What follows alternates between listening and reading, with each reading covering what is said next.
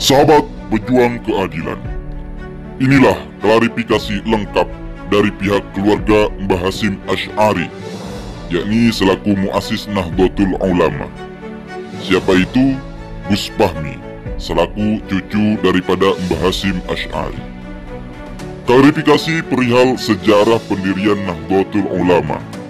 Tak heran jika ada seseorang ataupun kelompok yang berupaya membelokkan sejarah Nahdlatul Ulama, karena Nahdlatul Ulama merupakan aset bangsa, organisasi Islam terbesar di Indonesia dengan berbagai kontribusinya terhadap negara. Berbagai upaya pembelokan diluncurkan, mulai daripada pembelokan sejarah, pemalsuan sanad keilmuan, hingga silsilah. Oleh siapa itu? Olehnya kelompok yang ingin merongrong kedaulatan NKRI dan menjadikannya sebagai penguasa negeri. Seperti pernyataan yang sudah kita tahu ialah, cara merebut bangsa Indonesia ialah kuasai dahulu Nahdlatul Ulamanya. Dan cara untuk meruntuhkan bangsa Indonesia ini ialah lumpuhkan dahulu Nahdlatul Ulamanya. Dan ternyata ini tujuan mereka, sehingga dengan berani melakukan kebiadaban demikian, sehingga ini menjadi hal yang tak bisa dibiarkan, mesti dijaga, diperhatikan, dipertahankan olehnya kita, khususnya warga Nahdliyin dan umumnya warga negara Indonesia. Simak penjelasannya di video kali ini. Diam, saudara!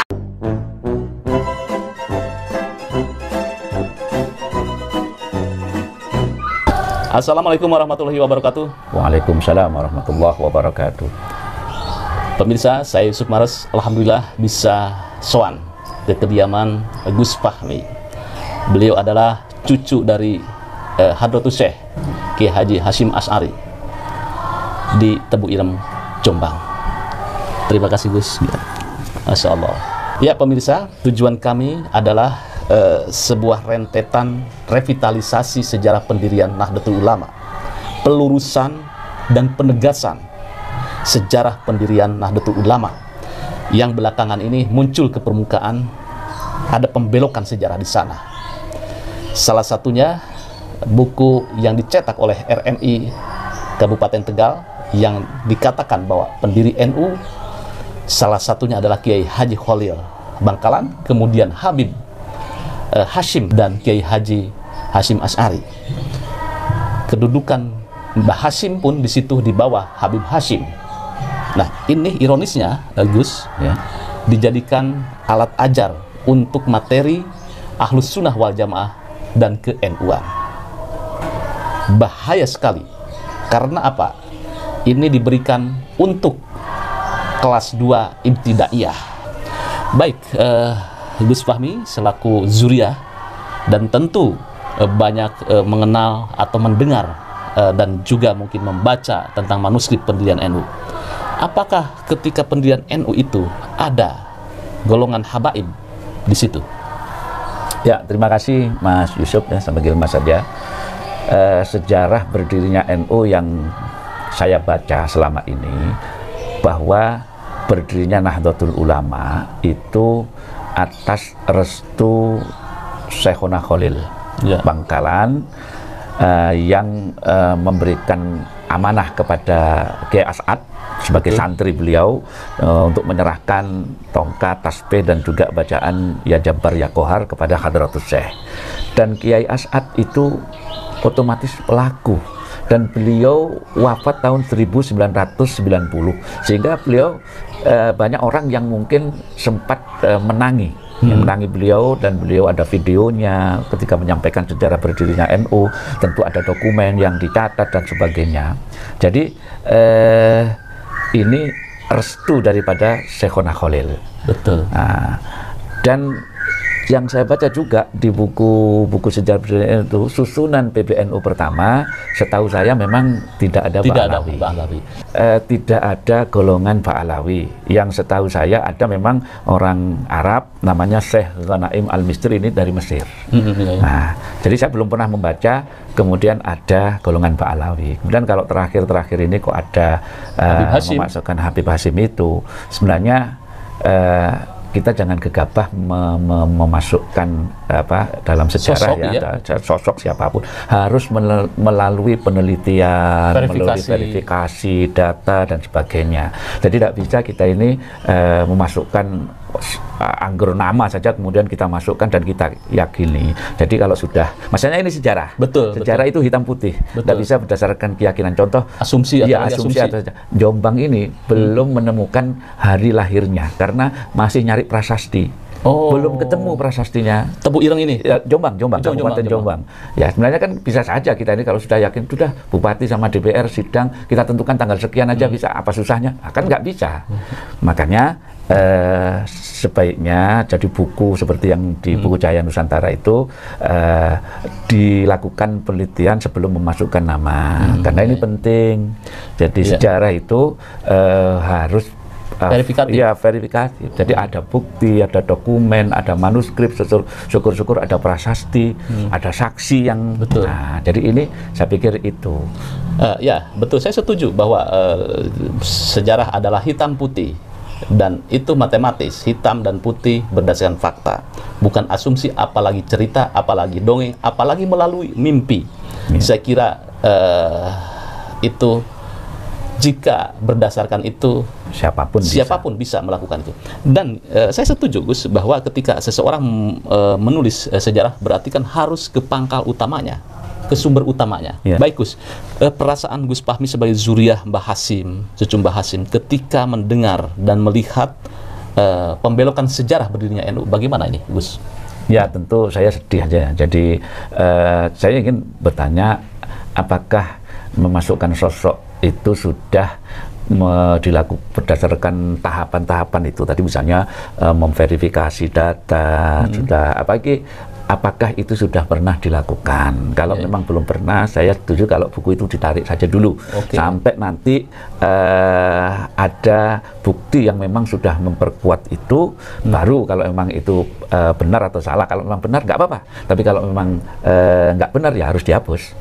Contoh ya seperti itulah. Jadi saya sampaikan kemarin di Purwokerto itu berdirinya NU itu diklaim atas restu 5 orang habaib kan. Hanya saya sampaikan seperti yang saya sampaikan tadi, Syekhona Khalil, Kiai As'ad, Mbah Hasyim. Kalau memang klaim 5 orang habaib ini memberikan restu, tolong kalau memang ada bukti, ada fakta, ada dokumen, ada manuskrip, syukur-syukur ada saksi, tolong dibawa. Sampaikan ke saya nanti biar saya yang menyampaikan ke publik. Saya bilang gitu, saya tantang gitu. Iya, betul. Tapi sejauh ini memang tidak ada bukti bahwa Habib Hasyim adalah pendiri NU. Salah satu pendiri, begitu, Gus, ya? Setahu saya seperti itu, karena saya hanya membaca buku sejarah berdasarkan sejarah yang sudah tertulis selama ini. Nah, kalau itu memang belum ada bukti, ya sebaiknya tidak dimunculkan dulu kalau menurut saya. Baru nanti kalau memang ada bukti, ada verifikasi, ada validasi, ada apa, memang itu benar atau tidak. Nah, itu kalau memang benar, monggo. Kita tidak akan menolak kalau itu benar. Tapi kalau memang itu tidak benar, sebaiknya dihapus. Baik. Kemarin tempo hari kami podcast dengan salah satu narasumber, yaitu Kiai Rahmat Jalani Kiki sebagai Ketua RMI DKI Jakarta. Beliau pernah menulis dalam sebuah tim untuk meluncurkan buku Ensiklopedia Ulama Nusantara. Nah, salah satunya di situ di dewan struktur adalah ada Habib Lutfi, dan Habib Lutfi meminta bahwa sosok Habib Hasyim itu dimasukkan sebagai pendiri NU.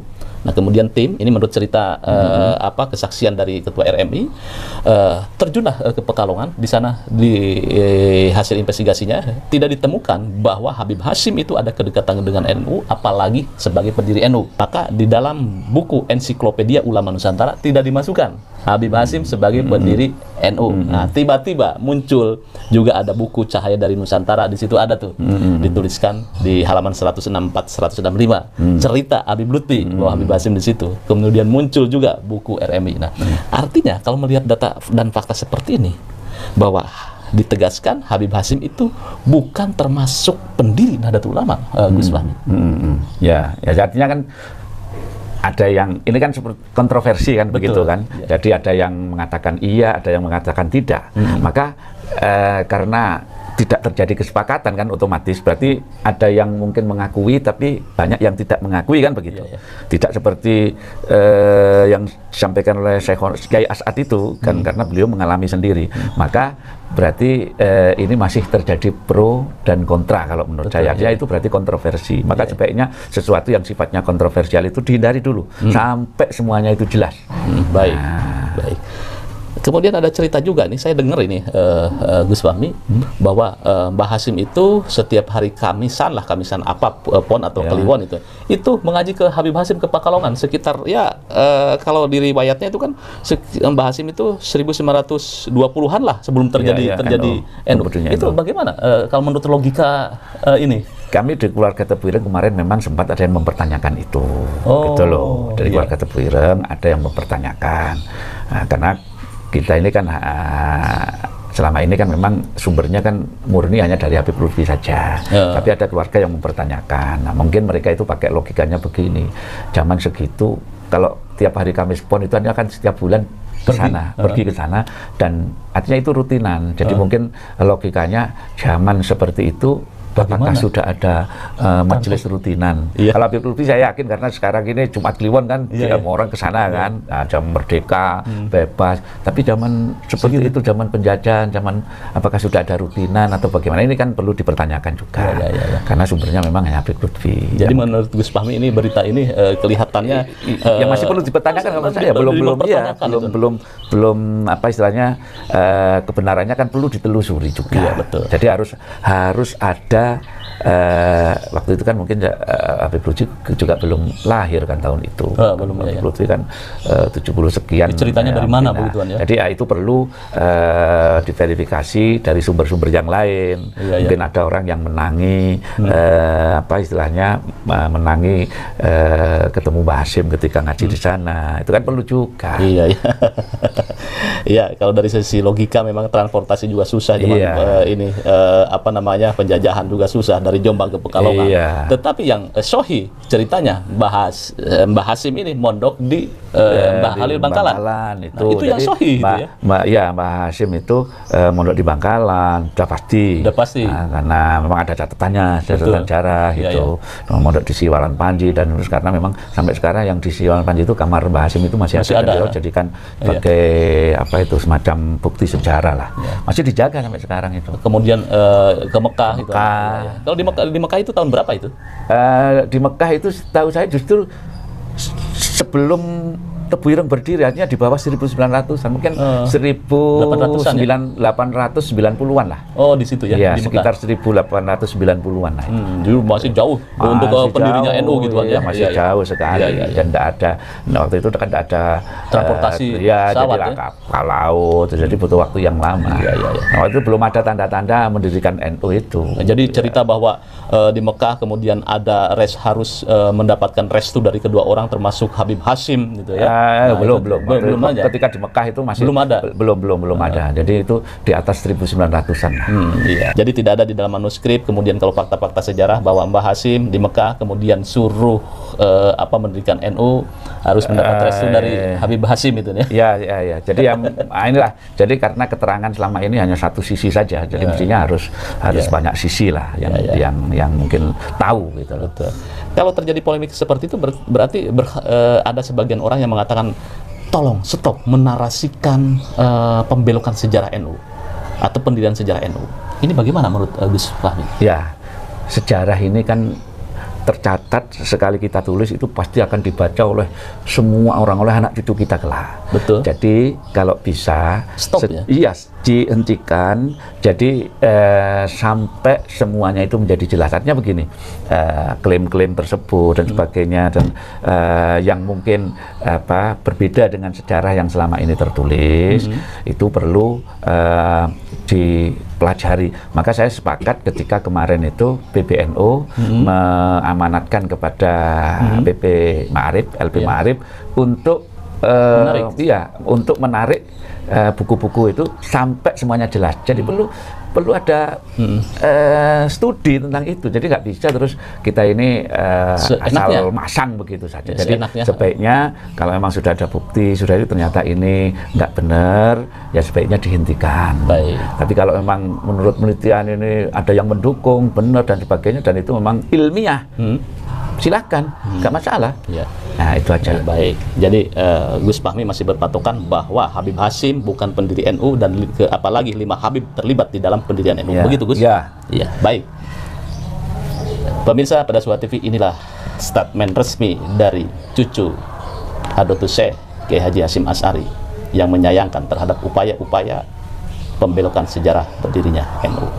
Mudah-mudahan ini menjadi sebuah dokumen kesaksian sejarah bahwa di dalam pendirian NU tidak ada habaib yang terlibat di sana. Apalagi sampai 5 habaib begitu. Ya, Gus. Perlu saya tambahkan ya, ini sebagai closing aja. Jadi yang kita bicarakan ini murni adalah masalah sejarah. Betul. Tidak ada hubungannya dengan nasab. Wow. Ini perlu dicatat. Betul. Ya kan? Setuju saya, Gus. Jadi ini murni sejarah. Betul. Nah, jadi jangan kemudian itu terus dibelokkan, saya ini membahas nasab. Enggak, saya enggak tertarik membahas nasab. Jadi tolong semuanya digarisbawahi apa yang saya sampaikan ini, bahwa kami berdua tadi itu murni membahas masalah sejarah berdirinya NU, enggak ada hubungannya dengan nasab. Kita hormati siapapun lah. Ya, betul. Jadi mungkin closing statement, himbauan terhadap Nahdijin, karena Gus Fahmi adalah sebagai cucu Hadratus Syekh, mungkin bagaimana himbauannya terhadap Nahdijin terhadap sejarah yang dibelokkan ini? Kepada warga Nahdijin, saya mohon tetap tenang lah. Jadi ini sudah menjadi tugas dari PBNU untuk meluruskan juga sejarah, jadi menarik buku dan sebagainya. Dan saya berharap kepada para mubalek ya itu untuk menyampaikan sejarah ini sesuai yang tercatat di buku-buku sejarah selama ini. Saya juga akan melakukan yang demikian, dan saya tidak membahas nasab, karena ternyata itu, ya mohon maaf, saya ingin tetap bersatu lah. Kita ini semua warga NU, jangan seperti kemarin kasus Karawang dan sebagainya itu terjadi lagi lah. Nah, saya berharap NU tetap kita jaga keutuhannya, dan warga NU tetap tenang, serahkan semuanya kepada yang berwenang. Insya Allah semuanya akan lancar. Begitu aja pesan saya. Sangat gamblang apa yang diutarakan oleh Gus Fahmi. Beliau adalah cucu dari Hadratus Syekh Kiai Haji Hasyim Asy'ari, pendiri Nahdlatul Ulama. Sekali lagi, jangan coba-coba membelokkan sejarah NU. NU didirikan oleh para waliullah dengan berbagai pengorbanan yang sangat luar biasa. Membelokkan sejarah NU sama dengan membelokkan sejarah perjalanan bangsa. Terima kasih. Jangan lupa like, share, subscribe pada Suara TV. Wassalamualaikum warahmatullahi wabarakatuh. Waalaikumsalam warahmatullahi wabarakatuh.